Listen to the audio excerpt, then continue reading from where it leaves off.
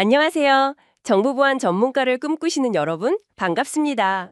정보보안 기사 시험, 그중에서도 특히 시스템 보안 과목, 이게 정말 중요하면서도 양이 꽤 많잖아요. 네, 맞아요. 공부할 게 정말 많죠. 그래서 오늘 저희가 여러분이 공유해 주신 정보보안 기사, 시스템 보안 완벽 대비 전략 자료들을 좀 깊게 파보려고 합니다. 시험 합격은 물론이고 이게 또 실무에서도 바로 써먹을 수 있는 그런 핵심들만 쑥쑥 뽑아서요. 네, 좋은 접근인데요. 오늘 저희 목표가 그냥 시험 항목 줄줄 외우는 그런 게 아니에요. 2023년부터 출제 기준이 좀 바뀌었잖아요. 네, 개정됐죠. 이게 뭘 요구하는 건지 그 큰 그림을 좀 보자는 거죠. 마치 우리가 튼튼한 디지털 요새를 짓는다고 생각해 보면요. 요새요? 비유 좋네요. 첫 번째는 그 요새의 기초, 그러니까 정보 시스템 자체를 제대로 이해하고 이게 1번. 네, 기반 다지기. 그리고 두 번째는 어떤 도둑들이 어떤 무기로 쳐들어오는지 위협이랑 공격 기법이죠. 이걸 분석하고. 그렇죠. 적을 알아야죠. 마지막 세 번째는 그럼 이걸 어떻게 효과적으로 막을 거냐, 예방과 대응, 이 큰 흐름을 따라서 시스템 보안의 핵심을 한번 꿰뚫어 보려고 합니다. 자, 그럼 성벽 쌓기, 기초공사부터 시작해 볼까요? 좋습니다. 이 디지털 요새의 가장 기본, 역시 그 땅이랑 구조물 아니겠어요? 그러니까 정보 시스템 자체를 아는 거, 운영체제가 도대체 뭘 하는지, 실제 서버는 어떻게 더 단단하게 만드는지, 이런 기본부터 확실하게 다져보죠. 네, 맞아요. 그 운영체제 OS라는 게요. 사실 시스템의 모든 자원을 관리하는 일종의 총책임자예요. 뭐랄까, 요새의 총괄 관리인 그런 느낌이죠. 총괄 관리인. 네네. 한정된 자원, 메모리 같은 거 있잖아요. 이걸 효율적으로 잘 나눠주고 페이징이나 세그멘테이션 같은 기법으로요. 네. 그리고 모든 정보, 파일들을 체계적으로 관리하고요. 이런 기본적인 작동 원리를 좀 알아야 그 자원을 노리는 공격들 있잖아요. 자원을 노린다. 네. 예를 들어 메모리를 일부러 넘치게 해서 시스템을 장악한다든지 이런 공격의 원리를 이해할 수가 있어요. 여기서 한 발 더 나아가면 보안 운영 체제, Secure OS라는 게 있는데 네, 들어봤어요. Secure OS. 이건 아예 설계 단계부터 어떻게 하면 더 안전할까? 이걸 고민한 거예요. 그 중심 철학이 바로 신뢰 컴퓨팅 기반, TCB라고 부르는 겁니다. 네, Trusted Computing Base. TCB, 신뢰 컴퓨팅 기반. 이거 좀 중요해 보이는데요. 이걸 실제로 구현하는 핵심 기술이 참조 모니터랑 보안 커널이라고요. 네, 맞아요. 그중에서도 특히 보안 커널. 보안 커널이요. 이게 가져야 할 세 가지 원칙이 있다면서요. 격리성, 검증 가능성, 완전성. 이거 시험에 진짜 자주 나온다고 들었어요. 좀 쉽게 설명해 주실 수 있을까요? 네, 그거 아주 중요하죠. 쉽게 말하면요. 격리성은 그 보안 커널 자체 있잖아요. 이게 외부의 어떤 악의적인 공격으로부터 안전하게 보호되어야 한다. 이런 뜻이에요. 마치 성 안에 핵심 지휘소는 외부랑 철저히 분리되어야 하는 것처럼요. 지휘소 보호. 네. 그리고 검증 가능성은 이 보안 커널이 정말 설계된 대로 제대로 작동하는지 그걸 쉽게 검증할 수 있어야 한다는 의미예요. 이게 너무 복잡하면 검증하기 어렵고 숨겨진 오류가 있을 수도 있잖아요. 그렇죠. 확인이 가능해야죠. 마지막으로 완전성은 시스템 안에서 뭔가 중요한 자원에 접근하려고 할 때 반드시 이 보안 커널을 거치도록 해야 한다는 거예요. 그러니까 우회할 수 있는 뒷길 같은 게 없어야 한다는 거죠. 모든 문은 감시를 통과해야 한다. 이런 느낌. 지휘소는 안전하고 격리성, 설계도는 검증 가능하고 검증 가능성, 모든 출입은 통제된다, 완전성. 와, 이해가 확 되는데요. 네. 이 세 가지가 딱 지켜져야 TCB가 제대로 돌아가는 거죠. 알겠습니다. 그럼 이제 이 요새에 누가 들어올 수 있냐 없냐, 즉 접근 통제 얘기를 좀 해볼까요? 이것도 방식이 여러 개 있다면서요? 네. 접근 통제, 보안의 정말 기본 중에 기본이죠. 크게 한 세 가지 모델로 나눠볼 수 있어요. 첫째가 임의적 접근 통제, DAC라고 하는데요. DAC요? 네. 이건 가장 흔한 방식인데 파일이나 자원의 소유자 있잖아요. 그 사람이 자기 마음대로 접근 권한을 주는 거예요. 리눅스에서 CHOM 모드 명령어로 파일 주인이 다른 사용자한테 읽기, 쓰기, 실행 권한 주는 거. 그게 딱 대표적인 예죠. 편하긴 하겠네요. 근데 좀 불안할 수도 있겠어요. 주인이 실수하면. 그렇죠. 편리한 만큼 소유자가 실수하거나 악의를 가지면 보안이 쉽게 무너질 수 있다는 단점이 있어요. 그래서 나온 게 다른 방식인가요? 네. 그래서 나온 게 강제적 접근 통제, MAC입니다. Mandatory Access Control. 이건 시스템 관리자가 미리 정해놓은 보안 규칙, 등급이나 레이블 같은 거에 따라서요. 시스템이 강제로 접근을 통제하는 거예요. 사용자 의지와 상관없이요. 강제적이라 예를 들면요? 예를 들어서 비밀 등급 사용자는 1급 비밀 문서를 읽을 수 없다. No read up. 그리고 1급 비밀 문서를 비밀 등급 폴더에 저장할 수 없다. No write down. 이런 식이죠. 사용자나 소유자가 어떻게 하고 싶든 상관없이 시스템이 딱 막는 거예요. 와, 훨씬 강력하겠네요. 네. 그래서 훨씬 강력한 보안을 제공하죠. 대신 좀 덜 유연하고 설정이 복잡할 수는 있어요. 보통 군대나 정부기관처럼 아주 높은 수준의 보안이 필요한 곳에서 사용하고요. 아하, 그럼 마지막 하나는 뭐죠? 역할 기반. 맞아요. 역할 기반 접근 통제, RBAC, Role Based Access Control. 이건 사용자 개개인한테 직접 권한을 주는 게 아니라요. 역할, 롤을 부여해요. 그리고 그 역할에 필요한 권한을 미리 딱 정해두는 방식이죠. 역할? 예를 들면 회계팀 같은 역할인가요? 네, 정확해요. 예를 들어 회계팀이라는 역할에 필요한 시스템 접근 권한을 쫙 설정해두고 새로운 직원이 오면 그냥 그 사람한테 회계팀 역할만 딱 주는 거죠. 아, 관리하기 편하겠네요. 사람이 바뀌어도 역할만 조정하면 되니까. 그렇죠.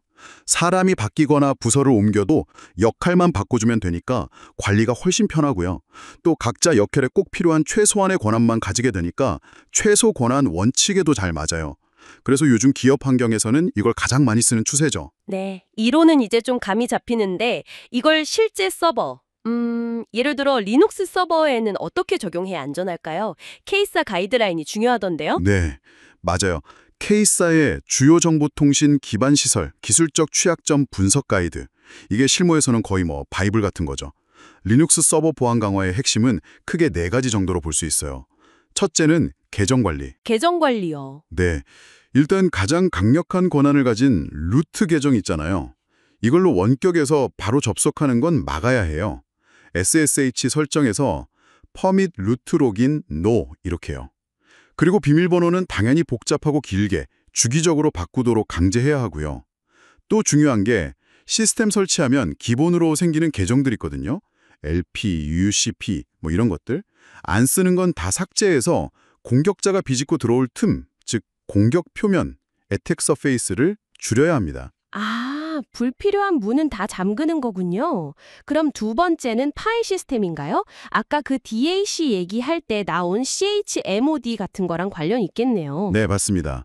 파일 시스템 관리에서는 중요한 파일들의 권한 설정이 핵심이에요. 예를 들어 사용자 계정 정보가 담긴 etc 패스워드 파일. 이거는 일반 사용자는 읽기만 가능하게 644 권한, 비밀번호 해시값이 저장된 etc 섀도우 파일은 오직 루트만 읽을 수 있게 400 권한, 이렇게 해서 정보 유출을 막아야 하고요. 네네. 또 그 find perm-4000 같은 명령어로 SUID 설정된 파일들을 주기적으로 찾아봐야 해요. 이게 뭐냐면 일반 사용자도 특정 파일을 실행할 때는 잠깐 루트 권한을 얻게 해주는 건데 이게 잘못 설정되면 권한 상승 공격에 쓰일 수 있거든요. 그래서 불필요한 건 없는지 꼭 점검해야 돼요. 아, 정말 꼼꼼하게 봐야겠네요. 세 번째는 서비스 관리. 이건 뭔가요? 네, 서비스 관리는 말 그대로 서버에서 돌아가는 프로그램들, 그러니까 서비스 중에서 불필요한 것들은 꺼두는 거예요. 예를 들어 파일을 공유하는 NFS나 FTP 같은 서비스가 꼭 필요하지 않다면 비활성화해서 공격 통로 닫기를 줄이는 거죠. 네. 특히 익명 사용자가 마음대로 파일을 올리고 받을 수 있는 어노니머스 FTP, 이건 보안상 정말 위험하니까 반드시 꺼야 하고요. 마지막 네 번째는 로그 및 모니터링. 로그 기록이요? 네, 누가 언제 접속했고 WTMP, REST, 무슨 명령어를 썼는지, 히스토리, 시스템에 어떤 일이 있었는지, 메시지스, 시큐어, 이런 기록들이 바알 로그 디렉토리 아래에 남거든요. 이걸 주기적으로 살펴봐야 하고요. 또 TOP, PS, 네스tat 같은 명령어로 현재 시스템이 어떻게 돌아가고 있는지 실시간으로 감시하는 습관도 중요해요. 문제가 터졌을 때 원인을 찾는 결정적인 단서가 바로 이 로그니까요. 그렇군요. 리눅스 얘기는 많이 들었는데 그럼 윈도우 서버는 좀 다른가요? 기본적인 원칙은 비슷해요. 윈도우 서버도 당연히 KIS의 가이드라인을 따르는 게 중요하고요. 몇 가지 짚어보면 흔히 알려진 애드미니스트레이터 계정 이름 있잖아요. 이걸 다른 걸로 바꾸는 게 좋아요. 그리고 거의 안 쓰는 게스트 계정은 비활성화하는 게 기본이고요. 네. 또 그룹 정책, gpedit.msc를 이용해서 암호 길이, 복잡성, 변경 주기 같은 걸 강제로 설정하는 것도 필수예요. 리눅스처럼 불필요한 서비스는 당연히 중지해야 하고, 특히 그 내부망을 통해서 관리 목적으로 기본 공유되는 폴더들 있거든요. CS, admin-s 이런 거. 이것도 제거해서 내부 확산 위험을 줄여야 하고요. 아, 그런 숨겨진 공유 폴더가 있군요. 네. 그리고 비밀번호 해시가 저장되는 샘 파일 접근 통제를 강화하고 최신 보안 업데이트, 즉 패치 적용이랑 백신 프로그램 꾸준히 업데이트하는 거. 이건 아무리 강조해도 지나치지 않죠. 기본 중에 기본입니다. 네, 서버 자체를 단단하게 만드는 것도 중요하지만 결국 진짜 중요한 데이터는 데이터베이스, DB 안에 있잖아요. DB 보안은 또 다른 얘기일 것 같아요. 맞아요. DB는 정말 기업의 보물 창고나 마찬가지니까요. DB 보안에는 좀 독특한 위협들이 있어요. 예를 들어 집성, 애그리게이션이라는 게 있는데 이건 개별적으로는 별거 아닌 낮은 등급 정보인데 여러 개를 막 모아보니까 높은 등급의 민감 정보가 되는 경우예요. 아, 조각모험처럼요? 네. 그리고 추론, 인퍼런스는 합법적으로 접근 가능한 정보들을 막 조합해서 원래는 알 수 없었던 민감한 정보를 알아내는 걸 말해요. 마치 퍼즐 맞추기처럼요. 흥미롭네요. 그럼 DB 접근 통제는 어떻게 하나요? DB 접근 통제는 보통 SQL의 그랜트, 리보크 명령어를 써요. 이걸로 사용자마다 특정 테이블의 어떤 데이터에 대해서 읽기, 셀렉트, 쓰기, 인설트, 업데이트, 딜리트 같은 권한을 아주 세밀하게 제어할 수 있죠. 그리고 당연히 누가 DB에 접근해서 뭘 했는지 기록하는 로깅, 실시간 감시도 중요하고요. 저장된 데이터 자체를 암호화하는 TDE, 트랜스페런트 데이터 엔크립션 같은 기술을 적용해서 여러 겹의 보호막을 치는 게 중요합니다. DB까지 받고 그럼 이제 외부에서 가장 먼저 만나는 관문, 웹서버네요. 여긴 정말 공격이 끊이지 않을 것 같아요. 그 오와스프 톱10 이런 게 괜히 나오는 게 아니겠죠? 그렇죠. 웹서버는 인터넷에 바로 노출되어 있으니까 공격의 거의 최전선이라고 봐야죠. 오아스프 톱10에 나오는 취약점들은 실제로 해킹 공격에서 정말 자주 발견되는 것들이고요. 두 가지만 예를 들어보면 첫째가 보안 설정 오류, Security Misconfiguration. 설정 오류요? 네. 이건 정말 관리자의 사소한 실수 때문에 생기는 경우가 많아요. 예를 들어서 서버 내부 디렉토리 구조를 보여주는 디렉토리 리스팅 기능을 그냥 켜뒀다거나 개발할 때 만들었던 백업 파일 .bak 있잖아요.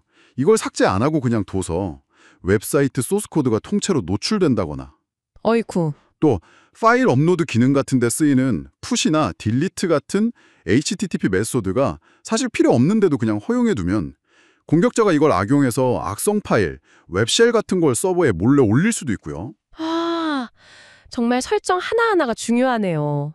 두 번째는 뭔가요? 취약한 컴포넌트 사용이에요. 요즘 웹사이트 만들 때 보면 처음부터 끝까지 다 직접 코딩하는 경우도 있지만 이미 만들어진 수많은 오픈소스 라이브러리나 프레임워크를 가져다 쓰거든요. 네, 그렇죠. 개발 생산성 때문에 많이 쓰죠. 근데 여기에 이미 알려진 보안 취약점이 있는데도 불구하고 업데이트를 안 하고 그냥 옛날 버전을 계속 쓰는 경우가 생각보다 많아요. 공격자 입장에서는 이미 다 알려진 공격 방법으로 너무나 쉽게 서버를 장악할 수 있는 거죠. 마치 문 잠그는 걸 깜빡 잊은 집과 같아요. 네, 이제 요새의 구조랑 기본적인 방어 시설들을 좀 살펴봤으니 이제 본격적으로 침입자들이 어떤 무기를 들고 어떻게 공격해 오는지 그 전술들을 좀 파헤쳐 볼 시간인 것 같습니다. 아주 고전적인 수법부터 최신 트렌드까지 한번 알아보죠. 네. 아주 오래됐지만 여전히 강력한 공격 중 하나가 메모리를 직접 건드리는 방식이에요. 대표적인 게 버퍼 오버플로우죠. 버퍼 오버플로우 많이 들어봤어요. 이건 프로그램이 데이터를 잠깐 담아두려고 확보한 메모리 공간, 즉 버퍼보다 더 많은 데이터를 일부러 막 입력하는 거예요. 그래서 넘쳐난 데이터가 원래는 건드리면 안 되는 중요한 메모리 영역까지 덮어쓰게 만드는 공격이죠. 비유하자면 작은 컵에 물을 따르는데 너무 많이 부어서 넘쳐가지고 옆에 있던 중요한 서류까지 다 적게 만드는 거예요. 아, 공격자는 이 넘치는 데이터를 이용해서 프로그램이 다음에 실행해야 할 명령어 주소, 즉 복귀 주소, 리턴 애드레스를 자기가 미리 심어놓은 악성 코드, 쉘 코드가 있는 주소로 바꿔치기 하는 거죠. 그럼 프로그램은 원래 하려던 일을 마치고 정상적으로 돌아가는 대신 뜬금없이 그 악성 코드를 실행하게 되는 겁니다. 와, 듣기만 해도 정말 아찔한데요. 그럼 이거 막을 방법은 없나요? 당연히 있죠. 운영체제 수준에서는 스택 같은 특정 메모리 영역에서 코드가 실행되는 것 자체를 막는 DEP, 데이터 엑스큐션 프리벤션 기술이나 프로그램을 실행할 때마다 메모리 주소를 막 무작위로 바꿔서 공격자가 정확한 주소를 예측하기 어렵게 만드는 ASLR, Address Space Layout Randomization 같은 보호 기법들이 있어요. DP, ASLR. 네. 그리고 프로그래머 입장에서는 입력 데이터 길이를 항상 체크하는 안전한 함수, 예를 들면 스트링 strp 대신 스트링 strncpy 같은 거 쓰는 습관이 중요하고요. 또 포맷 스트링 공격이라는 것도 있어요. 포맷 스트링이요? 이건 뭔가요? 이건 printf 함수처럼 화면에 어떤 형식으로 글자를 출력할 때 쓰는 함수를 잘못 사용하면 발생해요. 사용자가 입력한 값을 검증 없이 그대로 포맷 문자열, 뭐 %x, %s, %n 이런 거로 사용하게 되면 공격자가 이걸 악용해서 메모리 내용을 훔쳐보거나 심지어는 메모리의 특정 위치에 값을 써서 프로그램 실행 그름을 조작할 수도 있게 돼요. 입력값 검증이 얼마나 중요한지를 보여주는 대표적인 사례죠. 그렇군요. 웹 쪽에서는 로그인 상태를 유지하기 위해서 쓰는 쿠키나 세션을 노리는 공격도 있다고 들었어요. 아, 네. 그게 바로 세션 하이제킹이죠. 웹통신 HTTP 자체가 원래 상태를 기억 못하잖아요. 네, 스테이트리스라고 하죠. 그래서 웹서버는 사용자가 로그인을 하면 이 사람은 로그인된 상태구나 라는 걸 증명하는 일종의 출력증, 즉 세션 아이디를 발급해서 사용자 웹 브라우저에 저장해두거든요. 세션 하이제킹은 공격자가 이 세션 아이디를 중간에서 훔치거나 예를 네트워크 도청 아니면 추측하거나 해서 자기가 마치 정상 사용자인 것처럼 위장하는 공격이에요. 세션 아이디만 있으면 로그인이 된다고요? 네, 그 세션 아이디만 있으면 아이디나 비밀번호 없이도 로그인된 사용자인 것처럼 행동할 수 있으니까 아주 위험하죠. 이걸 막으려면 세션 아이디 자체를 아주 복잡하고 예측 불가능하게 만들어야 하고요. 일정 시간 동안 사용 안 하면 자동으로 만료되게 타임아웃 설정하고 그리고 통신 구간 자체를 암호화 HTTPS, 즉 SSL, TLS 사용해서 중간에서 누가 훔쳐볼 수 없게 하는 게 중요해요. 암호화가 필수겠네요. 그리고 악성 코드 종류도 정말 많던데 바이러스, 웜, 트로이 목마 맨날 듣는데도 이게 좀 헷갈려요. 핵심 차이가 뭘까요? 네, 그게 좀 헷갈릴 수 있죠. 간단하게 핵심 특징만 딱 기억하시면 좋아요. 바이러스는요, 스스로 복제는 해요. 근데 혼자서는 못 움직이고 다른 파일, 즉 숙주 파일에 기생해야만 살 수 있어요. 사용자가 감염된 파일을 직접 옮겨야 퍼지고 주로 파일을 망가뜨리거나 시스템을 느리게 만들죠. 뭐랄까, 기생충 같은 느낌? 기생충이요? 네. 그럼 웜은요? 웜은 자기 복제 능력도 아주 강하고 숙주 파일 없이도 혼자서 네트워크를 통해서 엄청나게 빠른 속도로 스스로 퍼져나가요. 전염병 같다고 생각하시면 돼요. 그래서 주로 네트워크 전체를 마비시키거나 성능을 확 떨어뜨리는 피해를 주죠. 혼자서 막 퍼지는 거. 그럼 트로이 목마는요? 트로이 목마는 이름 그대로 정상적인 유틸리티 프로그램인 척 위장하고 있어요. 스스로 복제하거나 퍼져나가는 운영은 없어요. 사용자가 이거 유용한 프로그램인가? 하고 속아서 직접 다운로드해서 실행해야만 작동해요. 근데 그 안에는 정보 유출이나 원격 제어 같은 악성 기능이 숨어 있는 거죠. 위장한 스파이라고 보시면 돼요. 아하, 이제 좀 구분이 되네요. 바이러스는 기생충, 웜은 전염병, 트로이 목마는 스파이. 네, 그렇게 기억하시면 편해요. 그 외에도 특정 날짜나 조건이 만족되면 갑자기 악성 행위를 하는 논리 폭탄도 있고요.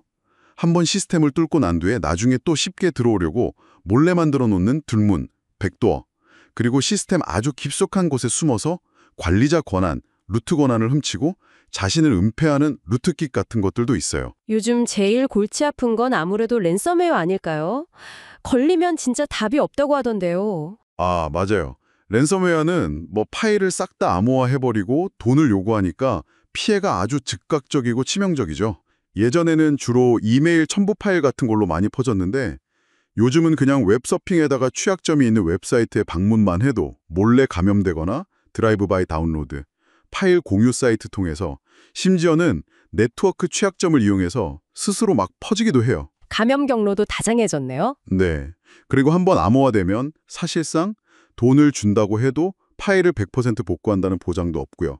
그래서 예방이 정말 중요합니다. 키사에서도 항상 강조하는 5가지 예방 수칙이 있어요. 네, 뭔가요? 첫째, 모든 소프트웨어, OS, 웹브라우저, 백신 등등 항상 최신 버전으로 업데이트하기. 둘째, 백신 꼭 설치하고 실시간 감시 기능 켜두기. 셋째, 출처가 불분명한 이메일이나 URL은 절대 열어보지 않기. 네. 넷째, 이게 정말 가장 중요한데요. 중요 자료는 주기적으로 백업하고 그 백업한 파일은 현재 사용하는 컴퓨터나 네트워크와 분리된 곳, 예를 들면 외장 하드나 다른 클라우드 저장소 같은 곳에 따로 보관하기. 이게 사실상 유일한 복구 수단이에요. 아, 백업. 역시 백업이 중요하군요. 분리된 곳에. 네. 그리고 마지막 다섯째는 파일 공유 사이트 이용할 때 좀 조심하고 내 컴퓨터의 공유 폴더 설정 같은 것도 꼭 필요한 경우가 아니면 꺼두거나 접근 권한을 최소화하는 거죠. 네, 명심해야겠네요. 랜섬웨어가 좀 무차별적인 공격이라면 특정 목표를 딱 정해서 아주 집요하게 공격하는 APT, 지능형 지속 위협. 이건 또 다른 차원의 위협이겠어요? 정확해요. APT는 이름에 그 특징이 다 나와 있어요. 지능적 어드밴스이다. 제로데이 취약점, 그러니까 아직 패치가 안 나온 알려지지 않은 취약점이나 사람의 심리를 이용하는 사회공학 기법, 또 목표 조직만을 위한 맞춤형 악성 코드 같은 아주 고도의 기술을 사용하죠. 네. 그리고 지속적, 퍼시스턴트이다. 한번 침투하면 들키지 않고 아주 조용히 몇 달, 심지어 몇 년 동안이나 잠복하면서 목표 달성을 위해 끈질기게 활동해요. 마지막으로 위협, 트레트다. 보통 돈보다는 특정 기업이나 국가의 기밀 정보를 훔치거나 시스템을 파괴하는 등 명확한 목적을 가진 조직적인 공격 주체가 배후에 있어요. 랜섬웨어가 시끄러운 강도라면 APT는 조용한 스파이 같다는 말씀이시군요. 네, 딱 그런 느낌이에요. 동기가 다르니까 행동 방식도 완전히 다르죠. 조용하고 은밀하게 움직이는 게 특징이에요. 스파이라? 그럼 어떤 식으로 침투해서 활동하는 건가요? 그 단계가 있다던데요. 네, 보통 1년의 단계를 거쳐요. 첫 단계는 침투, 인트루전. 특정인을 노린 아주 정교한 스피어 피싱 이메일이나 앞서 말한 제로데이 취약점 같은 걸 이용해서 조직 내부 네트워크의 첫 발판을 마련해요. 일단 들어오고 네. 다음은 탐색, 디스커버리. 일단 들어오면 바로 뭘 훔치는 게 아니라 내부 네트워크 구조가 어떤지, 중요한 서버는 어디 있는지, 관리자 계정 정보는 뭔지 등을 아주 조용히 정찰하면서 정보를 수집해요. 정찰을 하는군요. 그렇죠. 세 번째는 수집 및 확산, 캡처 앤 레터럴 무브먼트.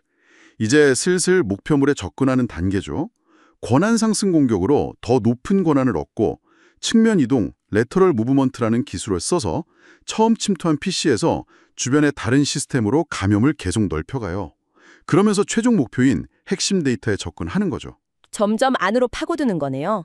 네, 마지막 유출, 엑스필트레이션 단계에서는 그렇게 훔친 중요 정보를 그냥 내보내는 게 아니라 들키지 않도록 암호화하거나 아주 잘게 쪼개서 외부에 자신들의 명령 제어 서버로 몰래 빼돌립니다.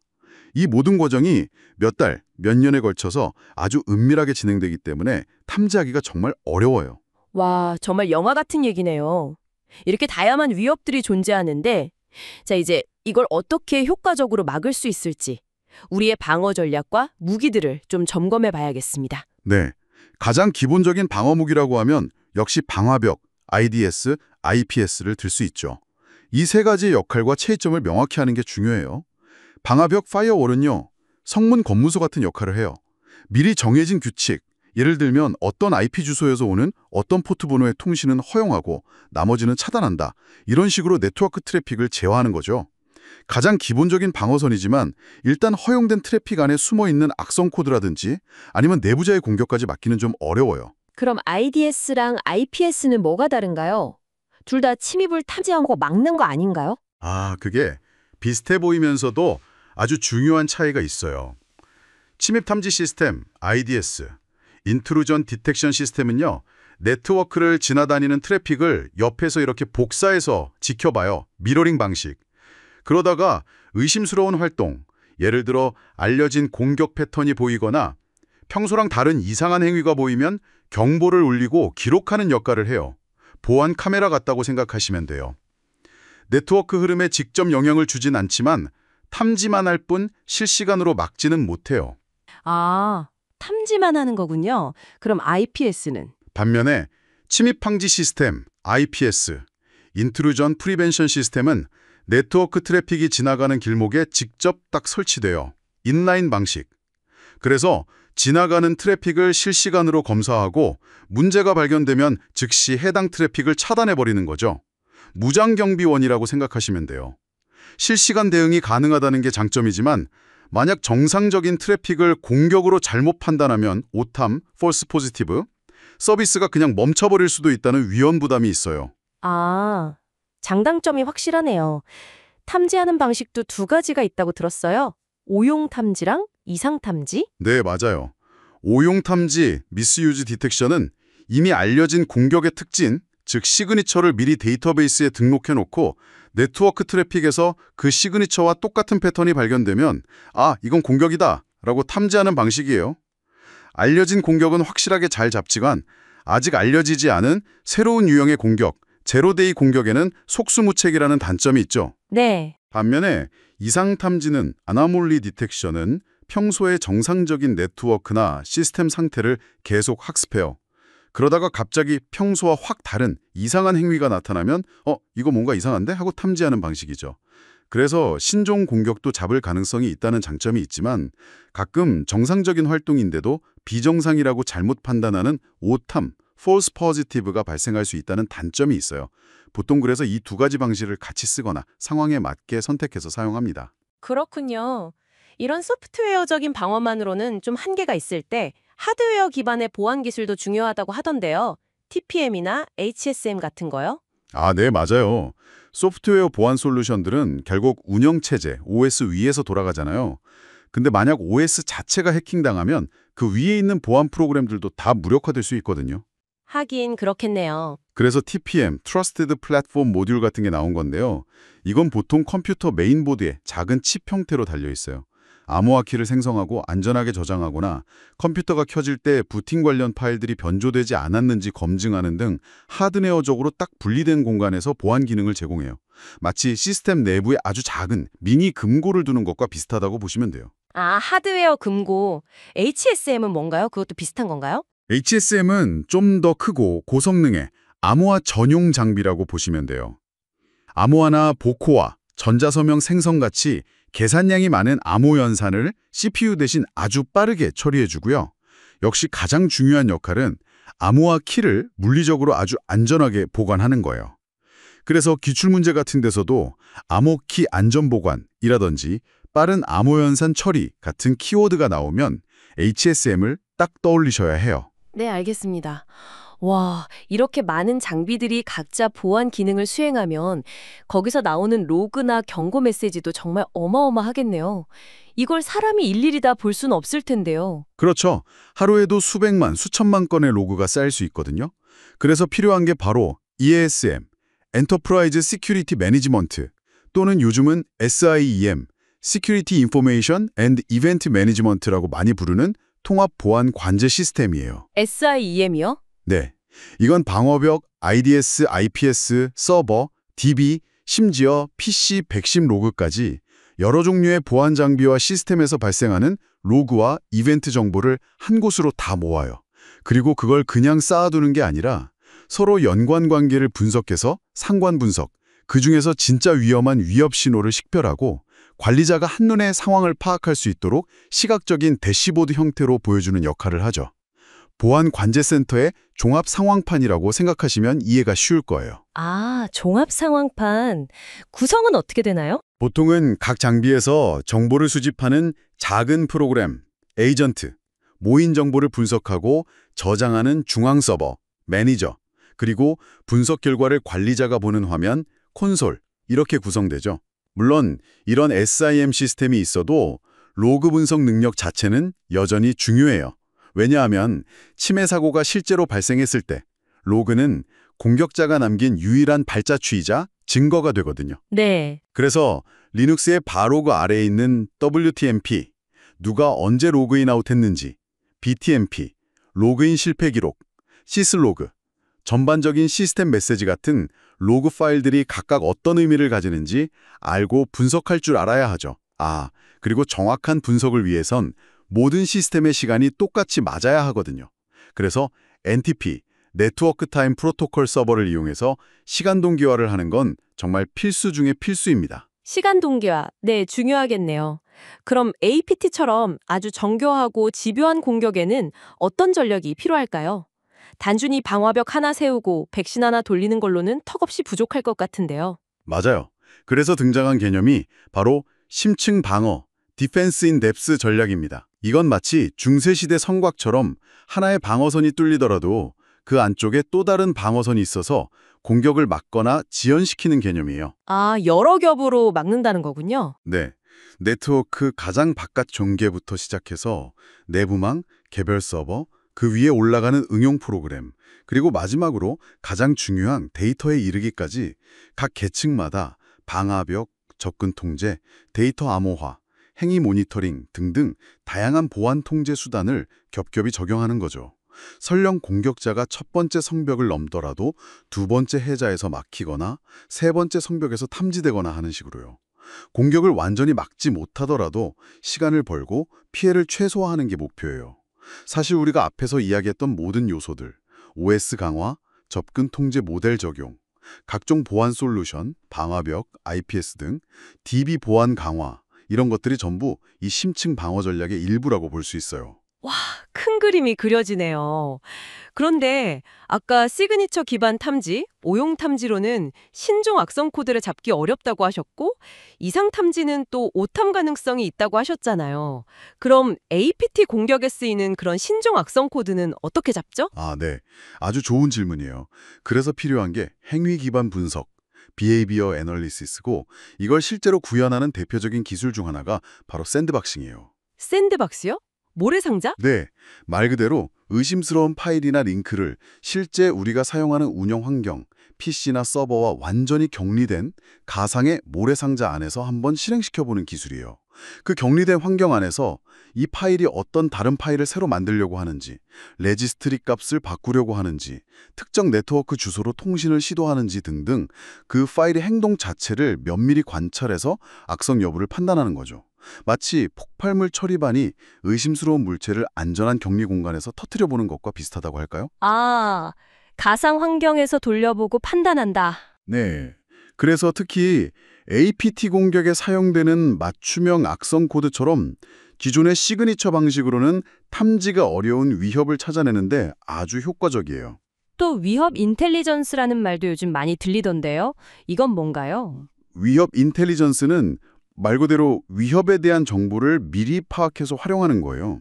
예를 들어서 요즘 어떤 해킹 그룹이 활동 중인데 그들은 주로 어떤 종류의 악성 코드, 특정 해시값을 씌고 어떤 방식, TTP, 전술, 기술, 절차로 공격을 시도하며 어떤 IP 주소, 명령 제어 서버, CNC를 사용하는지 등의 구체적인 정보를 미리 알아내는 거죠. 네. 그리고 그 정보를 우리 회사의 방어 시스템, 예를 들면 방화벽의 차단 규칙이나 IDS, IPS의 탐지 룰 같은 데 미리 반영해 놓는 거예요.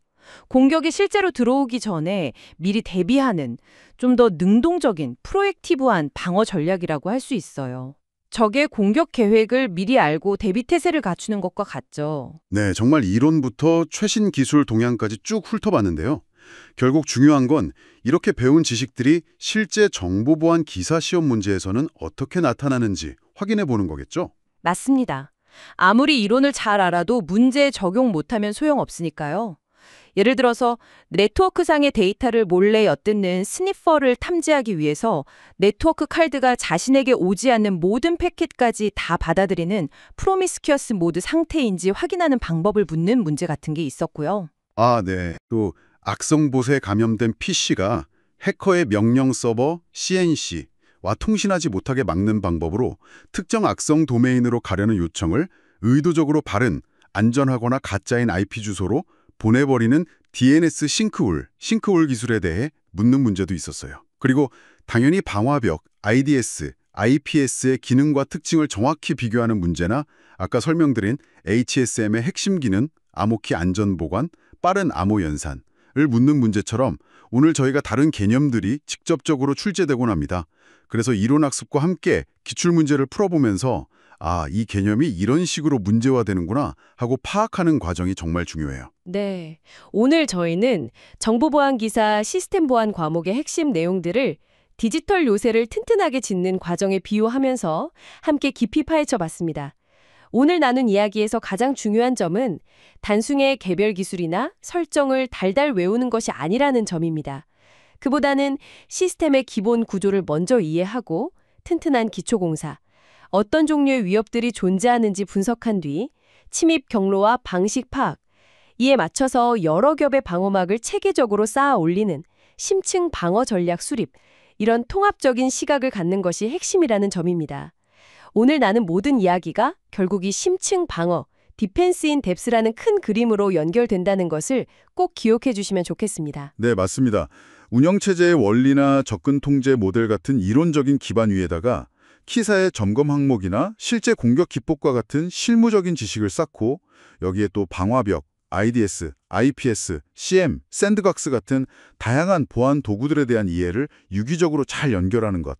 이것이 바로 정보보안기사 시험 합격은 물론이고 더 나아가서 진짜 현장에서 필요한 시스템 보안 전문가로 성장하는 핵심 열쇠라고 생각합니다.